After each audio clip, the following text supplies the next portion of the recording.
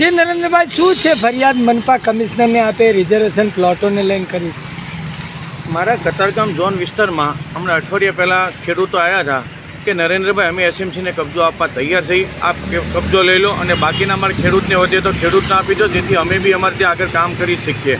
આજે ખરેખર મને એ વાતમાં હું સહમત છું, એટલે મેં અધિકારીશ્રીને વાત કરી છે. તો અમુક કબજા તો એવા છે કે સુરત મહાનગરપાલિકાની જગ્યાઓમાં આપ જોઈ શકો તો શેડ બની ગયા છે. કતારગામ ઝોનમાં વારંવાર રજૂઆત કરી છે.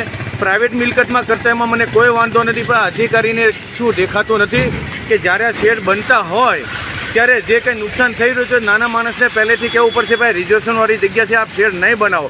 એક સાઈડ અધિકારી જ બનાવવા દે છે ને એક સાઈડ એનો ગેરઉપયોગ કરી રહ્યા છે ને એ જ પાછા ડિમોલેશન કરવા જાય છે. એટલે કમિશનર સાહેબને મેં રજૂઆત કરી છે. બેન, કતારગામ ઝોનમાં આજે હજારો વાર જગ્યા સુરત મહાનગરપાલિકાની ટીપીના પ્લોટ પડ્યા છે, રિઝર્વેશનના પ્લોટ પડ્યા છે અને ટીપી ફાઇનલ થઈ ગઈ છે. તો શું કામ આપણે કબજા નથી લીધા? ને આજની તારીખમાં રિઝર્વેશનવાળી કબજામાં બાંધકામ ચાલુ થઈ રહ્યા છે, શેડ બની રહ્યા છે.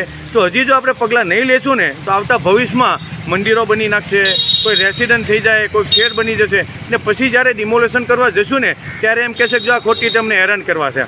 આ કબજા જો લેશું તો કબજા લેવાથી ફાયદો એ થશે કે મારી કતારગામ વોર્ડ નંબર 7માં મેં 3 કબજા લીધા. 3 જેવા કબજા લીધા એ મેં ક્રિકેટ ગ્રાઉન્ડ મેં કરી નાખ્યું, એક અત્યારે હાલમાં હેલ્થ સેન્ટરનું કામ ચાલુ છે, હાલમાં ત્રીજું એક સુમન સ્કૂલ આવી છે.